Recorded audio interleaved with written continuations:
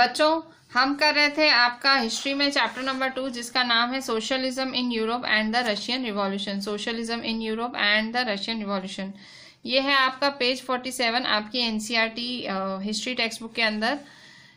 हम थे बिल्कुल लास्ट पैराग्राफ के, आज के बिल्कुल लास्ट पैराग्राफ पे थे हम लोग। पैराग्राफ है Rabindranath Tagore wrote from Russia in 1930।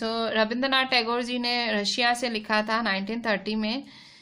Moscow appears much less clean than other European capitals. जो मॉस्को है वो कम क्लीन लगता है बाकी यूरोपियन कैपिटल से, मतलब वो मॉस्को कह रहे हैं मॉस्को थोड़ा कम क्लीन है। None of these hurrying along the streets look smart, मतलब यहाँ पे जो लोग जा रहे हैं स्ट्रीट से वो कोई स्मार्ट नहीं दिख रहे। The whole place belongs to the workers, ये जो सारी जगह है वर्कर्स की है। Here the masses have not in the least been put in the Here the masses have not in the least been put in the shade by the gentlemen. So इधर जो लोग हैं मतलब उनको लोग भाई तुम ऐसे जेंटलमैन की चश्मे से नहीं देखते हैं, मतलब आप कैसे भी रह सकते हो वहाँ। Those who lived in the background for ages have come forward in the open today. जो लोग पीछे रहते थे, मतलब जो लोग लोगों के आगे नहीं थे, नजरों में नहीं थे, वो अब सबके दुनिया के सामने आने लगे हैं। I thought of the peasants and workers in my own country. Rabindranath Tagore बोल रहे हैं कि मैं मेरे देश के फार्मर्स और वर्कर्स के बारे में सोच रहा हूँ। ऐसे लगता है कि जैसे किसी जीनी ने काम किया हो, अरेबियन नाइट्स के किसी जीनी ने काम किया है मॉस्को में, मॉस्को के अंदर। अगर आप 10 साल पहले की बात करो तो जो ये मॉस्को वाले लोग थे वो इलिटरेट थे, हेल्पलेस थे, हंगरी थे, जैसे आज इंडिया के हैं। कौन इन्हें देख के हैरान नहीं होगा। मैं एक अनफॉर्चुनेट इंडियन हूँ, मतलब आज इंडिया की हालत ऐसी है, मुझे इंडिया की हालत पे तरस आ रहा है। How they had remove the mountain of ignorance and helplessness in these few years. वो कहता है मॉस्को वालों ने कैसे जो इग्नोरेंस है भाई, जो लोगों में इग्नोरेंट थे, लोग हेल्पलेस थे, वो कैसे इन्होंने रिमूव किया है। ये रविंद्रनाथ टैगोर के थॉट्स हैं। रविंद्रनाथ टैगोर के थॉट्स क्या हैं? और रविंद्रनाथ टैगोर कह रहे हैं कि मॉस्को मच लेस क्लीन, भाई मॉस्को आज बहुत ज़्यादा क्लीन नहीं लग रहा है बाकी यूरोपियन, क्योंकि वहाँ पे अब जो रेगुलर लोग हैं, वर्कर्स हैं, फार्मर्स हैं, वो सब रह रहे हैं। कोई ऐसे बहुत स्मार्ट नहीं लग रहा है। पर हाँ, ये लोग अब पढ़े लिखे हो गए हैं, अब ये लोग मतलब अब थोड़े से ज़्यादा आगे आए हैं ये लोग। यहाँ रविंद्रनाथ टैगोर 1930 में रशिया को एक बेटर कंट्री बता रहे हैं compare to India.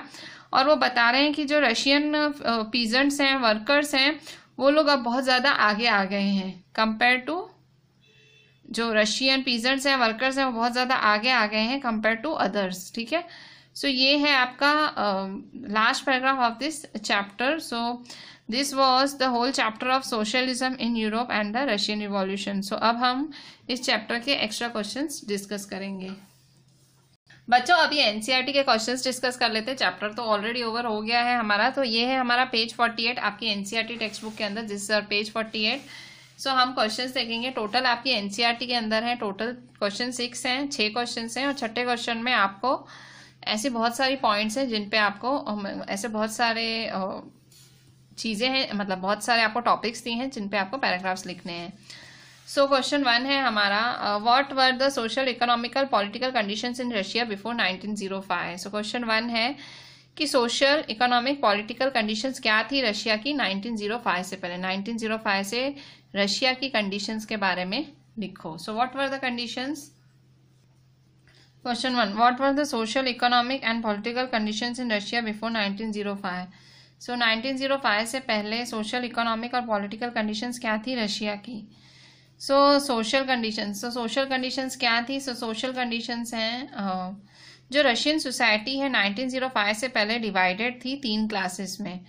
Social conditions की सामाजिक व्यवस्था क्या थी रशिया के अंदर? सोशल कंडीशन की बात करें तो जो रशियन सोसाइटी थी 1905 से पहले वो डिवाइडेड थी 3 क्लासेस में। पहला है क्लर्जी, दूसरा है नोबिलिटी और तीसरा है पीजेंट्स। 3 क्लासेस में डिवाइडेड थी हमारी रशियन सोसाइटी। और जो पीजेंट्स की कंडीशन थी वो बहुत ज़्यादा पैथेटिक थी, बहुत ज़्यादा खराब थी। So they cultivated most of the land, ज़्यादा से ज़्यादा लैंड में कल्टिवेशन होता था. But the nobility, the crown and the Orthodox church owned large properties. So peasants की हालत ख़राब थी, बहुत ज़्यादा कल्टिवेशन करते थे. और जो नोबिलिटी थे, मतलब जो राजा लोग थे, जो राजा थे, ऑर्थोडॉक्स चर्च था, उनके पास बड़ी बड़ी प्रॉपर्टीज़ थी. The nobility, the crown and the Orthodox church owned large properties. The peasants had to pay heavy redemption dues. So जो पीजेंट्स थे, मतलब जो फार्मर्स होते थे, उनको बहुत ज़्यादा कहते हैं ना टैक्सेस भरने पड़ते थे. So there was a great unrest among this peasants. तो आप देख सकते हो कि जो सोशल कंडीशंस थी रशिया में, वो सामाजिक कंडीशंस हमारे पीजेंट्स जो फार्मर्स थे उनके लिए बहुत ज़्यादा ख़राब थी. They wanted the land of the nobles and fought for them. वो क्या चाहते थे? वो नोबल्स का लैंड चाहते थे, नोबल्स का लैंड चाहते थे, और उसके लिए उन्होंने लड़ाई भी की. Frequently they refuse to pay rent and even murdered landlords. So उन्होंने क्या किया, धीरे धीरे उनको लैंड चाहिए था नोबल्स का, उसके लिए लड़ाई की, और वो रेंट भरने से भी मना कर रहे थे कि हम रेंट नहीं भरेंगे, और इवन मर्डर भी कर रहे थे लैंडलॉर्ड्स का. ठीक है. सो ये है इनकी social condition. So social conditions of the Russians, मतलब ये जो सोशल थी, मतलब 3 में था, क्लर्जी, नोबिलिटी, पीजेंट्स. क्लर्जी मतलब वो जो फादर टाइप होते हैं वो लोग, नोबिलिटी अमीर लोग, एंड पीजेंट्स. ठीक है. सो ये 3 क्लासेस थी, और क्लर्जी सबसे ऊपर, नोबिलिटी फिर, और पीजेंट्स. ये पीजेंट्स की हालत बहुत ज़्यादा ख़राब थी. पीजेंट्स ही टैक्सेस भी भरते थे. सो ये है social condition of people of Russia. अब हम देखेंगे economic condition. So economic conditions क्या थी? So economic conditions, about 80% of the Russian empire's population earn their living from agriculture. So economic conditions मतलब फिनेंशियल हालत. फिनेंशियल हालत क्या थी? सो 80% लोग थे, जो रशिया के 80% लोग थे, वो अपना जो आजीविका है वो एग्रीकल्चर से चलाते थे. ठीक है. सो इकोनॉमिक कंडीशंस में about 80% of the Russian empire's population earn their living from agriculture. So जो 80% तक जो लोग थे, about 80% of the Russian empire's population earn their living from agriculture. वो एग्रीकल्चर से अपना घर चलाते थे. Industry was found in pockets, और आपको चप्पे चप्पे के इंडस्ट्रीज दिखती थी. ठीक है. Industries was found in pockets. Prominent industrial areas were Saint Petersburg and Moscow. जो मेन एरियाज थी, जो मेन इंडस्ट्रियल एरियाज थी, वो थी सेंट पीटर्सबर्ग एंड मॉस्को. सो यहाँ इकोनॉमिक कंडीशंस की बात हो रही है, फिनेंशियल हालातों की. 80% रशियन एम्पायर अपना जो जीवन है वो एग्रीकल्चर से गुजारती थी. इंडस्ट्रीज चप्पे चप्पे पे दिखती थी, और prominent industrial areas Saint Petersburg थे, मॉस्को थे. सो ग्राफ्स, अच्छा, पॉकेट्स का मतलब चप्पा चप्पा नहीं होता है. पॉकेट्स मतलब कुछ ही इंडस्ट्रीज दिखती थी, कम इंडस्ट्रीज. पॉकेट्स मतलब कुछ ही इंडस्ट्रीज दिखती थी. Craft persons undertook much of the production, but large factories existed alongside craft workshops. So जो क्राफ्ट्समैन थे वो बहुत ज़्यादा प्रोडक्शन करते थे, पर जो बड़ी बड़ी फैक्ट्रीज थी वो क्राफ्ट वर्कशॉप्स के साथ ही मतलब खुलती थी. अच्छा, ये इस लाइन का मतलब क्या है? तो देखो, जो क्राफ्ट्समैन थे वो ज़्यादा से ज़्यादा प्रोडक्शन का काम वही देख लेते थे, पर जो इसलिए जो बड़ी बड़ी फैक्ट्रीज थी, but large factories existed along side craft workshops. तो भले ये क्राफ्ट्समैन कर लेते थे, पर ये जो बड़ी बड़ी फैक्ट्रीज थी क्राफ्ट वर्कशॉप्स भी चलाती थी साथ में. Many factories were set up in the 1890s when Russia's railway network was extended and foreign investment in industry increased. So काफ़ी फैक्ट्रीज हैं, जो many factories were set up in 1890s. तो बहुत सारी फैक्ट्रीज हैं जो 1890s में सेटअप हुई थी, जब रशिया का जो रेलवे नेटवर्क था वो बढ़ा दिया गया, and foreign investment in industry increase. So foreign investment बढ़ा. ठीक है. फैक्ट्रीज जो थी ना 1890s में सेटअप हुई, रशिया का रेलवे नेटवर्क एक्सटेंड हुआ, फॉरेन इन्वेस्टमेंट बढ़ा. By the 1900s in some areas factory workers and so जो craftsmen were almost equal in number. Craftsmen equal मतलब सारे ऑलमोस्ट इक्वल ही थे फैक्ट्री वर्कर्स के. सो फैक्ट्री वर्कर्स और क्राफ्टमैन्स की जो संख्या थी ऑलमोस्ट इक्वल थी. काफ़ी इंडस्ट्रीज थे, वो प्राइवेट प्रॉपर्टी थे इंडस्ट्रियलिस्ट के. गवर्नमेंट क्या करती थी? सुपरवाइज करती थी बड़ी बड़ी फैक्ट्रीज को, ताकि वो इंश्योर कर पाए minimum wages and limited hours of work. मतलब गवर्नमेंट देखती थी जो बड़ी बड़ी फैक्ट्रीज हैं वहाँ पे सैलरीज कम से कम मिले मतलब मजदूरों को, और वर्कर्स कम मतलब ज़्यादा काम ना लिया जाए। But factory inspectors could not prevent rules from being broken. पहले फैक्ट्री इंस्पेक्टर्स आते थे, फैक्ट्रीज पे रेड लगती थी, पर रूल्स तो भी तोड़ते थे। As a result workers were living a very miserable life मतलब वर्क देखो आप देखो तो सोशल कंडीशंस में पीजेंट्स की हालत ख़राब है, इकोनॉमिक कंडीशन में वर्कर की हालत बहुत ख़राब है। They had no political rights, किसी भी तरह का राइट्स हक नहीं था। वर्किंग आवर्स जो थे बहुत ज़्यादा लंबे थे, वेजेस थे बहुत कम थी, वर्किंग कंडीशंस थी बहुत ज़्यादा हजार्डस, बहुत ज़्यादा ख़राब थी। Unemployment was a phenomenon in Russia before 1905। इतना ज़्यादा अनएम्प्लॉयमेंट, बेरोजगारी था रशिया में। सो ये सब था इसका इकोनॉमिक कंडीशंस, अनएम्प्लॉयमेंट बहुत था। सोशल कंडीशंस में पीजेंट्स की हालत ख़राब थी, इकोनॉमिक कंडीशंस में वर्कर्स की हालत ख़राब है। अब पॉलिटिकल कंडीशंस की बात करते हैं। पॉलिटिकल कंडीशंस में Russia at the time of revolution was under the autocracy of tsar Nicholas II। अगर पॉलिटिकल कंडीशंस की बात करें, जो रशिया है जब रिवॉल्यूशन हुआ, रशिया रिवॉल्यूशन के टाइम जार निकोलस II की ऑटोक्रेसी के अंडर था, मतलब उसका राज चल रहा था। He believed in the divine rights of kings. तो वो किस में मानता था, वो मानता था कि राजा ही सर्वोपरि है, राजा ही सबसे ऊंचा है।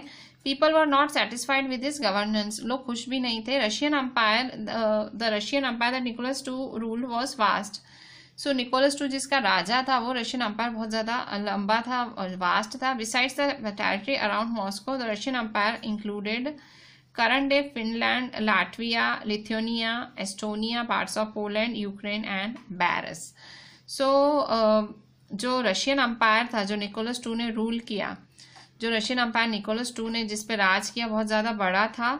और मॉस्को के अलावा, बिसाइड्स हमारा मॉस्को के अलावा जो रशियन अंपायर है उसमें फिनलैंड आता है, लाटविया आता है, लिथुआनिया आता है, एस्टोनिया आता है, पोलैंड के पार्ट्स आते हैं, यूक्रेन आते हैं और बेलारूस आते हैं। ठीक है। It stretched to the Pacific and comprised today's Central Asian states as well as Georgia, Armenia and Azerbaijan। ये जो टेरिटरीज थी, ये जो रशियन अंपायर है, ये स्ट्रेच हुआ पैसिफिक में, और आज का जो एशियन स्टेट्स हैं जैसे कि as well as Georgia, Armenia, Azerbaijan, वो भी ये कंप्राइज करता है। The majority religion was Russian Orthodox Christianity. जो सबसे बड़ी रिलीजन है, मतलब रशिया की जो सबसे बड़ी रिलीजन है वो है Orthodox Christianity, which had grown out of the Greek Orthodox Church, but empire also included Catholics, Protestants, Muslims and Buddhist. जो रिलीजन है, सबसे बड़ी रिलीजन जो फॉलो होती है वो है Russian Orthodox Christianity, which had grown out of the Greek Orthodox church. ये जो रिलीजन है कहाँ से आई, ग्रीक ऑर्थोडॉक्स चर्च से आई। But the empire also included Catholics, Protestants, Muslims, Buddhist. ये जो एम्पायर है वो किस किस को इंक्लूड करता था, कैथोलिक्स को, प्रोटेस्टेंट्स को, मुस्लिम्स को, बुद्धिस्ट को। रशियन ऑर्थोडॉक्स क्रिश्चियनिटी रशिया की मेजर रिलीजन थी, और मतलब ये कहाँ से आई थी, ग्रीक ऑर्थोडॉक्स चर्च से ये रिलीजन आई थी। पर अंपायर में और भी लोग थे, कैथोलिक्स थे, प्रोटेस्टेंट्स थे, मुस्लिम्स थे, बुद्धिस्ट थे। पर मेजर रिलीजन क्या थी, Russian Orthodox Christianity. Political conditions कैसी थी, राजा अपने आप को सुप्रीम समझता था, डिवाइन समझता था, लोग सेटिस्फाइड नहीं थे, रशियन अंपायर बहुत ज़्यादा वास्ट था, और टेरिटरी अराउंड मॉस्को के इर्द गिर्द टेरिटरी के अलावा Russian empire included current day Finland, मतलब ये सब था। नेक्स्ट क्वेश्चन है question 2। In what ways was the working population in Russia different from other countries in Europe before 1917। जो रशिया की वर्किंग पॉपुलेशन है, जो रशिया की आबादी है, काम करने वाली आबादी है, वो कैसे अलग थी यूरोप के बाकी देशों से, मतलब जो बाकी देश थे यूरोप के, उनसे रशिया की वर्किंग पॉपुलेशन कैसे डिफरेंट थी 1917 से पहले, before 1917। Before 1917 the vast majority of Russia's people were agriculturist. अगर आप 1917 से पहले की बात करें, जो रशिया पीपल, जो ज़्यादातर रशिया के लोग थे वो एग्रीकल्चरिस्ट थे। ठीक है, वो एग्रीकल्चर करते थे। About 85% of the Russian Empire's population was engaged in agriculture। जो 85% जो है रशिया की पॉपुलेशन है वो एग्रीकल्चर करती थी। This proportion was higher than in most European countries. तो ये जो प्रपोर्शन है वो बहुत सारे यूरोपियन देशों में था। So for instance in France and Germany the proportion was between 40% and 50%। So France और जर्मनी में ये प्रपोर्शन 40 से 50% था। सो 1917 से पहले रशिया के लोग एग्रीकल्चर करते थे और 85% रशिया के जो लोग थे वो एग्रीकल्चर में ही थे।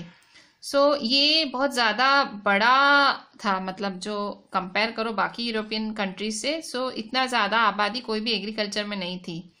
जैसे फ्रांस में सिर्फ 40% लोग एग्रीकल्चर करते थे, जर्मनी में सिर्फ 50% लोग ही एग्रीकल्चर करते थे। Second, unlike Europe in Russia industrialisation started late.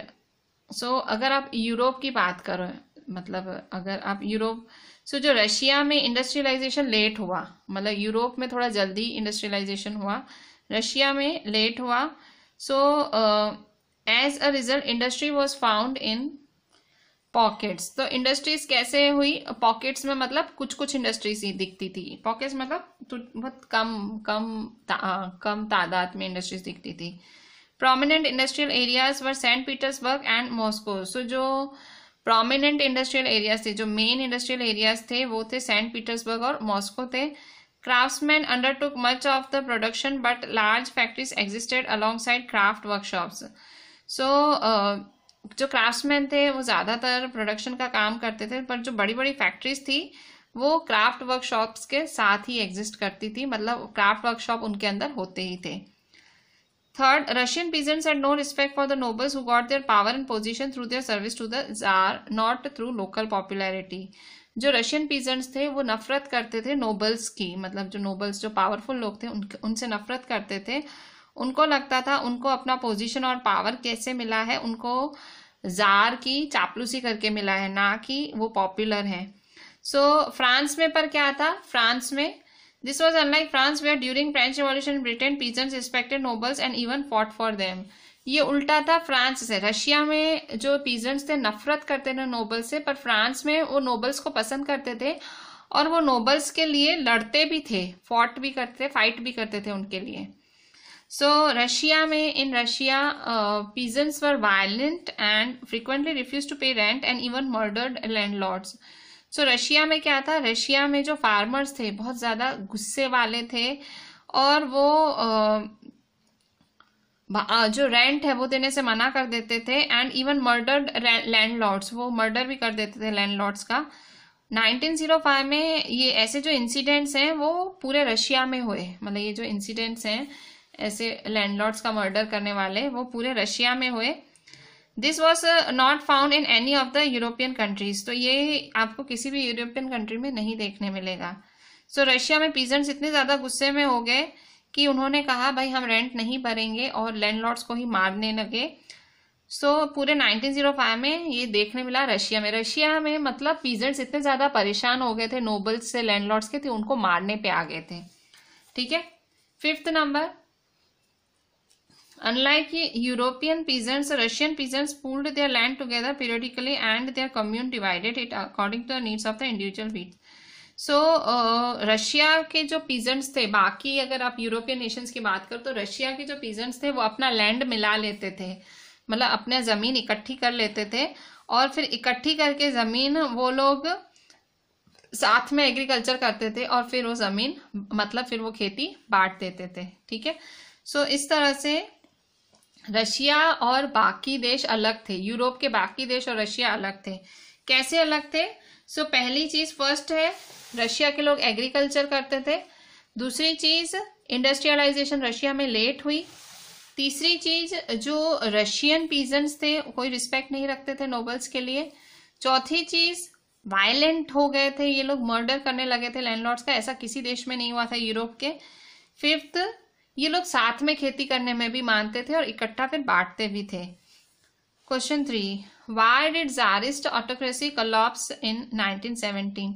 जो जार था, मतलब जो जार जो राजा था उसका जो ऑटोक्रेसी था, मतलब उसका जो मान था, उसका घमंड था, कोलैप्स गिरा कैसे? मतलब वो जो उसके अमीरी थी या उसका वो जो पावर था, पावर बोल सकते हो, वो गिरा कैसे 1917 में? So answer several factors led through the collapse of tsarist autocracy in Russia. बहुत सारे फैक्टर्स हैं जिसकी वजह से उसकी जो मोनार्ची थी वो गिरी, वो राजाशाही उसकी गिर गई। क्या थे?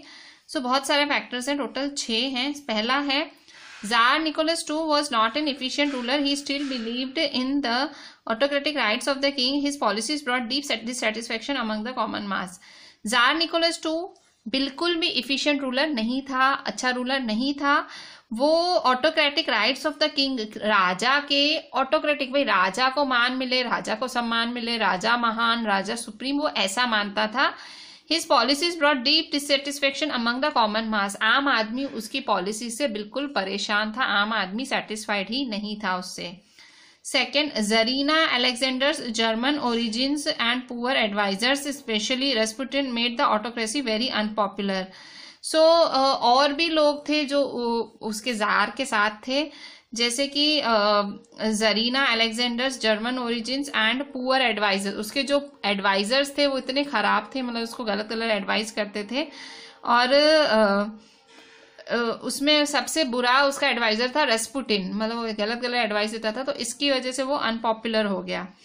ठीक है, इसके बाद the bureaucracy that tsar Nicholas II recruited was too inefficient. So उसने जो रखा था, इसने जो ब्यूरोक्रेट्स रखे थे, इसने जो ऑफिसर्स रखे थे वो बहुत ज्यादा इनएफिशिएंट थे, मतलब किसी काम के नहीं थे।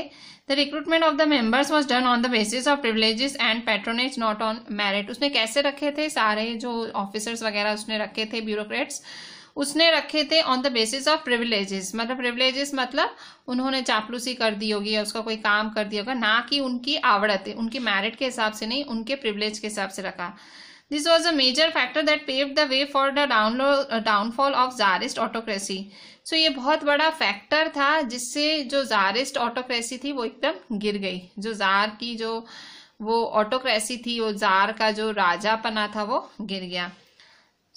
मतलब उसने अच्छे लोग नहीं रखे थे, ब्यूरोक्रेट्स अच्छे नहीं रखे थे, यहाँ पे इसके एडवाइजर्स अच्छे नहीं थे, उससे पहले उसकी पॉलिसीज भी सही नहीं थी, लोग डिससेटिस्फाइड थे। चौथा, Russians' participations in the First World War proved disastrous for it. The war was initially popular in Russia and people rallied around Tsar Nicholas II as the war continued, though the Tsar refused to consult. अब क्या हुआ? Russia जो first world war था वो भी, मतलब Russia ने first world war में पार्टिसिपेट किया था। सो ये डिसीजन भी बहुत डिजास्टर्स रहा पूरे रशिया के लिए। पहले तो रशिया फर्स्ट वर्ल्ड वॉर में गया तो जार की बहुत तारीफें हुई, रैलियां निकली, पर जैसे जैसे वॉर आगे बढ़ा देश पे मतलब पैसे की कमी आने लगी। सो जार ने उस time tsar refuse to consult the main parties of the Duma. तो जार ने मना कर दिया कि मैं मेन पार्टी से भी बात नहीं करूंगा। Support were thin, anti German feeling ran high.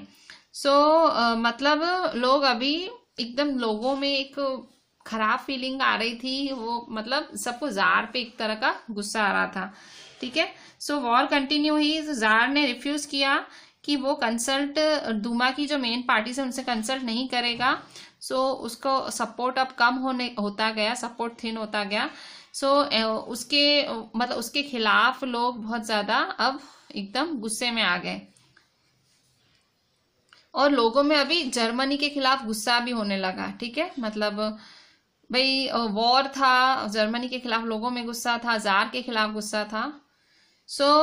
Fifth, Russians army lost badly in Germany and Austria between 1940-1916। जो रशिया थी फर्स्ट वर्ल्ड वॉर में हारी, जर्मनी और ऑस्ट्रिया के सामने 1940-1916 के बीच। There were over 7 million casualties by 1917।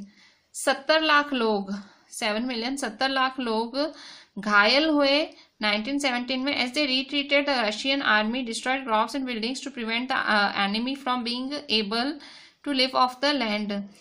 जैसे एज दे रिट्रीटेड मतलब जैसे उनको ठीक करा गया या जैसे उनको जैसे उनका ट्रीटमेंट करा गया, जो रशियन आर्मी थे उन्होंने क्रॉप्स डिस्ट्रॉय कर दिए, मतलब उन्होंने सारे क्रॉप्स ही डिस्ट्रॉय कर दिए ताकि वो एनिमी थे वो छुप ना पाए उनके लैंड पे, ऐसा कुछ था। The destruction of crops and buildings led to over 3 million refugees.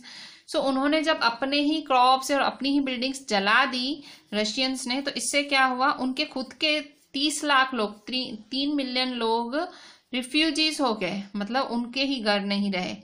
The situation discredited the government and the tsar. So इसका भी, इस चीज का भी किसके सर आया, इस चीज का भी गुनाह जार के सर आया। 6th, peasants and workers formed large section of Russia's population. जो पीजेंट्स थे, वर्कर्स थे, वो रशिया की पॉपुलेशन का एक बड़ा हिस्सा फॉर्म करते थे, but their condition was too miserable. उनकी हालत बहुत ज्यादा खराब थी।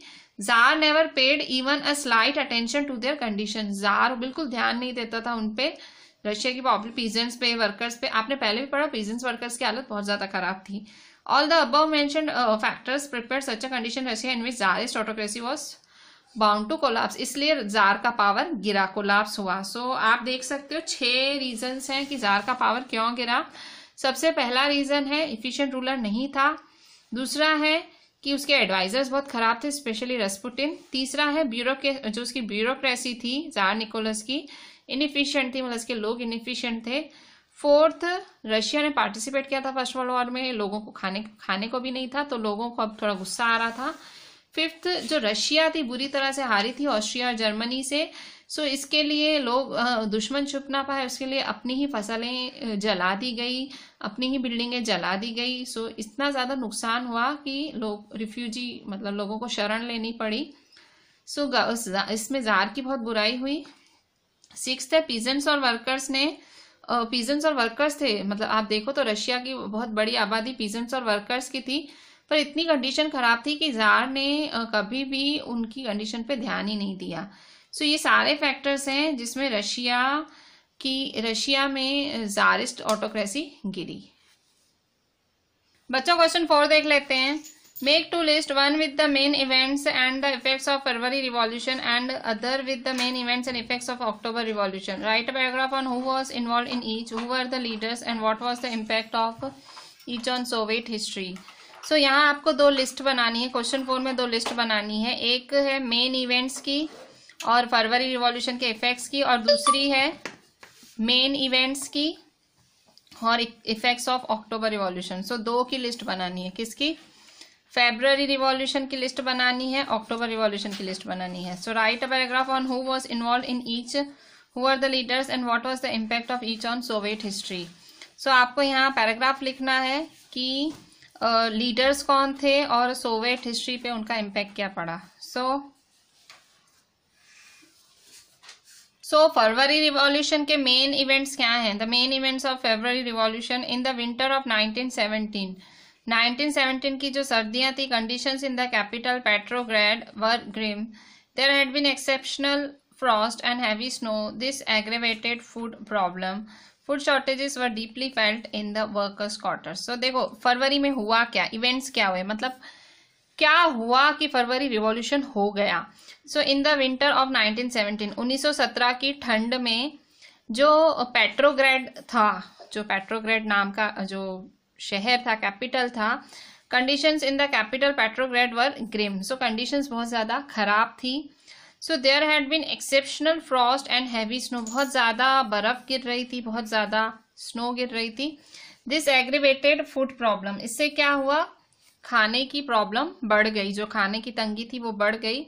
Food shortages were deeply felt in the workers quarters. So जो खाने की शॉर्टेज हो गई थी, वर्कर्स के क्वार्टर्स में खाने की शॉर्टेज हो गई थी। Parliamentarians wishing to preserve elected government were opposed to the Tsar's desire to dissolve the Duma.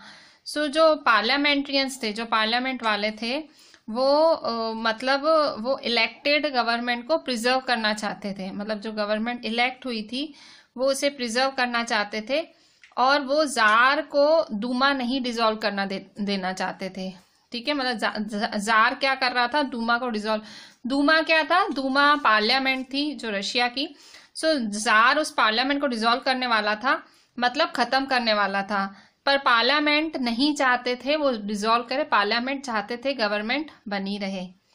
So on 22 February a lockout took place at a factory on the right bank of river Neva. तो 22 फरवरी में एक factory पे lockout हुआ, कहाँ पे, river Neva के right bank पे। ठीक है, सो रिवर नेवा थी, वहां पे 22 फरवरी को लॉकआउट हुआ।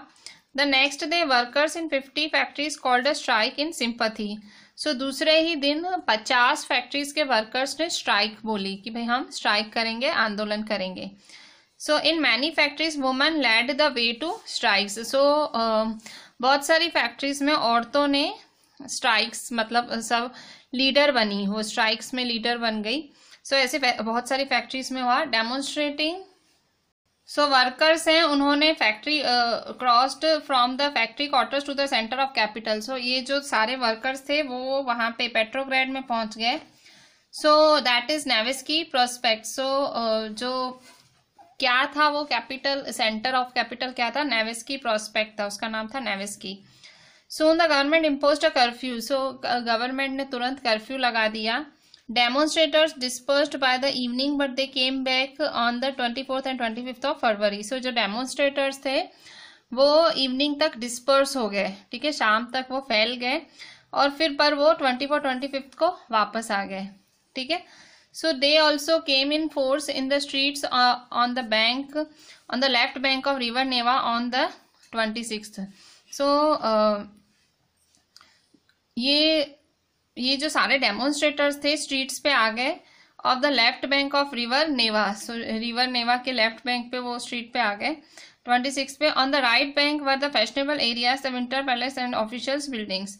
सो जो राइट बैंक था, मतलब लेफ्ट बैंक पे क्या था, लेफ्ट बैंक पे they also came in the force in the streets of the left bank on the 26. So river Neva के लेफ्ट साइड पे लोग आ गए स्ट्रीट्स पे और राइट बैंक पे फैशनेबल एरियाज थी वहाँ की, जैसे कि विंटर पैलेस थी, ऑफिशियल बिल्डिंग्स थी.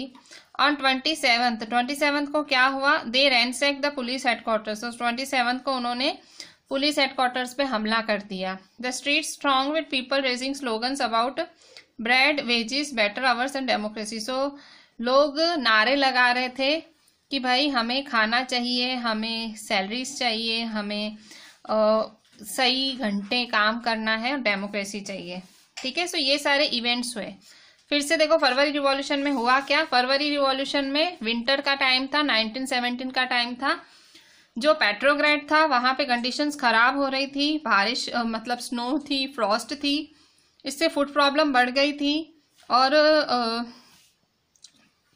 खाने की कमी देखी जा सकती थी. जो पार्लियामेंट्रियंस थे वो चाहते थे कि भाई इलेक्टेड गवर्नमेंट प्रिजर्व्ड रहे और वो जार की डिज़ायर को, जो जार की डिज़ायर थी कि वो डूमा डिसॉल्व करें, सो वो चाहते थे ऐसा ना हो. 22 फरवरी को लॉकआउट हो गया, मतलब बिल्कुल बंद जैसा हो गया. एक फैक्ट्री बंद हो गई, ठीक है, eight a factory river Neva के राइट साइड थी. दूसरे दिन वर्कर्स 50 फैक्ट्री के स्ट्राइक पे उतर आए. फैक्ट्रीज में औरतों ने स्ट्राइक्स का लीडर बनी. Demonstrating workers crossed from the factory. और जो डेमोन्स्ट्रेट कर रहे थे वर्कर्स वो फैक्ट्री क्वार्टर से सेंटर ऑफ द कैपिटल तक है, that is Nevsky prospect. So government ने कर्फ्यू लगा दिया, imposed a curfew. Demonstrator disperse हो गए, शाम तक फैल गए, पर 24-25 फरवरी को वापस आ गए, ठीक है. But they came back on the 24-25 of February. They also came in force in the streets of left bank of river Neva on 26th. So वो लोग फिर से लेफ्ट बैंक पे आए रिवर नेवा के 26 और राइट बैंक पे आए राइट बैंक पे भी आए. 27 को पुलिस हेडक्वार्टर्स पे हमला किया और जो स्ट्रीक्स हैं लोग वहाँ पे नारे लगा रहे थे. अच्छा, इफेक्ट्स क्या हुए फरवरी रिवॉल्यूशन के इफेक्ट्स. सो फरवरी रिवॉल्यूशन के इफेक्ट्स, पहला है द जार एब्डिकेटेड ऑन 2 मार्च, दस मोनार्ची वॉज ब्रॉट डाउन, ठीक है. सो जार था, एब्डिकेट हो गया 2 मार्च. What do you mean by abdicate. जो एब्डिकेट का मतलब होता है उन्होंने त्याग दिया, मतलब त्याग देना. सो 2 मार्च को जार ने अपना पद छोड़ दिया, त्याग दिया, अपना राजा का पद छोड़ दिया. So thus monarchy was brought down, monarchy गिर गई, मतलब monarchy was brought down by राजाशाही खत्म हुई. Soviet leaders and Duma leaders formed a provisional government to run the country. So जो सोवियत लीडर्स हैं, दूमा लीडर्स हैं, उन्होंने प्रोविजनल गवर्नमेंट बनाई देश को चलाने के लिए. सो रशिया का जो फ्यूचर है वो डिसाइड होने वाला था कॉन्स्टिट्यूएंट असेंबली से, elected on the basis of universal adult suffrage. मतलब वोटिंग होने वाली थी और वोटिंग से डिसाइड होने वाला था कि भाई रशिया की अब गवर्नमेंट किसकी बनेगी. मतलब फाइनली जार चला गया. अब अक्टूबर रिवॉल्यूशन में क्या हुआ, अक्टूबर रिवॉल्यूशन में क्या इवेंट्स हुए. So the October Revolution occurred due to conflict between provisional government and the Bolsheviks, of which Lenin was the leader. October Revolution क्यों हुआ? October Revolution झगड़ों की वजह से। किस किस के बीच? प्रोविजनल गवर्नमेंट और बॉल्शेविक्स के बीच में झगड़े हुए और बॉल्शेविक का लीडर था लेनिन। सो अक्टूबर रिवॉल्यूशन का पहला कारण है बॉल्शेविक्स और प्रोविजनल गवर्नमेंट के बीच के कॉन्फ्लिक्ट्स, जिसका बॉल्शेविक का लीडर था Lenin. Lenin feared the provisional government would set up a dictatorship. In September, he began discussions for an uprising against the government. Bolshevik supporters in the army, Soviets and factories were brought together. Lenin को डर लगा कि जो provisional government है वो dictatorship लागू कर देगी। डिक्टेटरशिप मतलब तानाशाही लागू कर देगी। सितंबर में उसने डिस्कशंस चालू कर दी गवर्नमेंट के खिलाफ। बोल्शेविक के जो सपोर्टर थे आर्मी में, सोवियत में, फैक्ट्रीज में, सब साथ आए। मतलब बोल्शेविक को बहुत ज़्यादा सपोर्टर्स मिले बोल्शेविक ग्रुप को।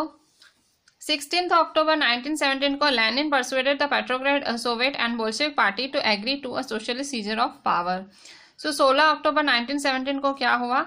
लेनिन ने जो पेट्रोग्राड सोवियत है, बोल्शेविक पार्टी है, उनको बोला कि चलो हम पावर को हथियाएं, मतलब चलो हमला करें।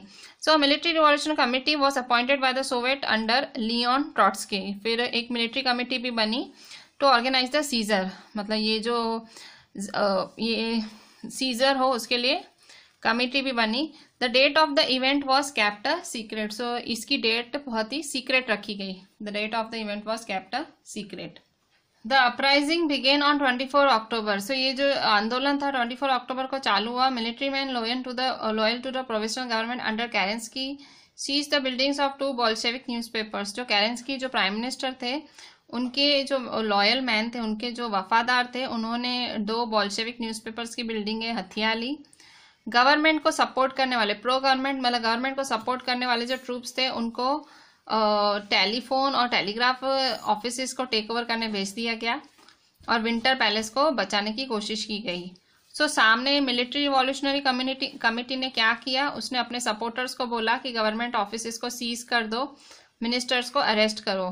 फिर आगे जाके जो शिप थी औरोरा शिप थी shelled the Winter palace. Winter palace की तरफ चली। सारे वेसल्स नेवा नदी, मतलब सारे शिप्स नेवा नदी में चले और बहुत सारे उन्होंने मिलिट्री पॉइंट्स हथिया लिए। रात होते होते जो सिटी थी पूरी कमेटी के अंदर थी और मिनिस्टर्स ने सरेंडर कर दिया था। Uprising took place in other cities also and by December Bolshevik became successful in controlling the Moscow Petrograd area. इस तरह से बाकी जगह पे भी ऐसे अपराइजिंग हुई, लोग खिलाफ हुए और दिसंबर तक जो बोल्शेविक थे वो सक्सेसफुल हो गए और उन्होंने कंट्रोल कर लिया मॉस्को पेट्रोग्राड एरिया।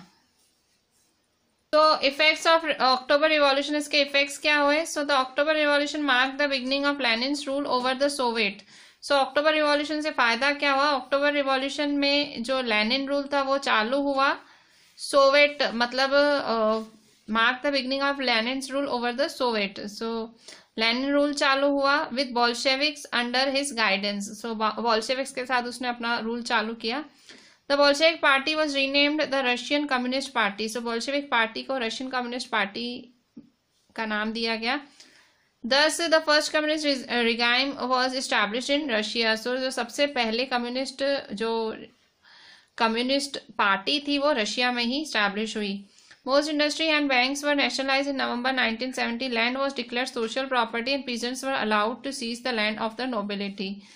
काफ़ी इंडस्ट्रीज, काफ़ी बैंक्स नेशनलाइज कर दी गई नवंबर 1917 में। लैंड को सोशल प्रॉपर्टी डिक्लेयर कर दिया गया। पीजेंट्स को कहा गया कि वो नोबिलिटी का लैंड जाके लूट लें, सीज कर लें।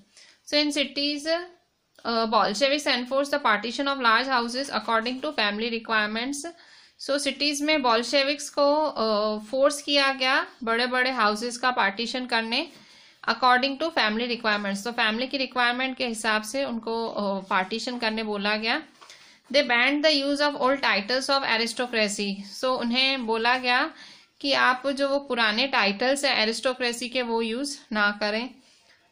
बॉल्शेविक्स made a peace treaty with Germany at Brest Litovsk in March 1918। So Bolsheviks ने पीस ट्रीटी बनाई जर्मनी के साथ, कहाँ पे, ब्रेस्ट लिटोविस्क इन मार्च 1918। सो मार्च 1918 में बोल्शेविक्स ने पीस ट्रीटी बनाई। In the years that followed, Bolsheviks became the only party to participate in the elections to the All Russian Congress of Soviets.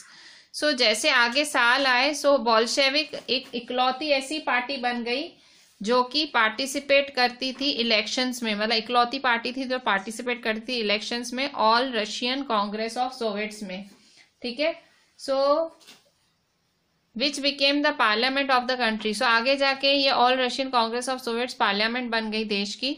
Russia जो है one party state बन गया, एक ही party, कौन सी party, Bolshevik party. सो ये था effects of October revolution, ठीक है। फरवरी रिवॉल्यूशन के इवेंट्स, उसके इफेक्ट्स, और अक्टूबर रिवॉल्यूशन के इवेंट्स, उसके इफेक्ट्स। अब हम देखते हैं fifth number. So fifth number है What were the main changes brought about by Bolsheviks immediately after the October Revolution? जैसे ही अक्टूबर रिवॉल्यूशन हुआ, बोल्शेविक्स ने क्या क्या बदलाव लाए। So the following changes were brought about by Bolsheviks immediately after the October Revolution, ठीक है। So सबसे पहला change, first change, Bolsheviks were against private property, hence most industry and banks were nationalized. Bolsheviks थे वो private property के खिलाफ थे, सो इसीलिए जो बहुत सारी इंडस्ट्रीज थी, बैंक्स थी, वो नेशनलाइज हो गई, ठीक है, मतलब राज्य के अंडर आ गई कि प्राइवेट प्रॉपर्टी नहीं रहेगी। Land was declared social property and peasants were allowed to seize the land of the nobility. Land था उसे सोशल प्रॉपर्टी डिक्लेयर कर दिया गया, और जो पीजेंट्स थे, फार्मर्स थे, उन्हें अलाउ किया गया कि वो नोबिलिटी के जो लैंड है उसे सीज करे, उसे हथिया दे। सिटीज में बोल्शेविक्स ने एनफोर्स किया, Bolsheviks enforce the partition of large houses according to family requirements. So cities में जो बोल्शेविक्स थे, उन्होंने जो लार्ज हाउसेज थे, बड़े बड़े हाउसेज थे, उसको मतलब ज़बरदस्ती फैमिली की रिक्वायरमेंट के हिसाब से सेटल कराया कि आप ज़्यादा लोग हो तो बड़े हाउस में रहो, कम लोग हो तो छोटे में। Old titles of aristocracy were band, मतलब जो पुराने टाइटल्स यूज होते थे, सर, मॉन्शर, मिसेस, ये सब मतलब बैन कर दिए गए। भाई जो अमीरी झलकाते हुए टाइटल्स थे उसे बैन कर दिया गया। New uniforms were design for the army and officials, क्योंकि पार्टी नहीं थी इसलिए यूनिफॉर्म भी नहीं बना दी गई।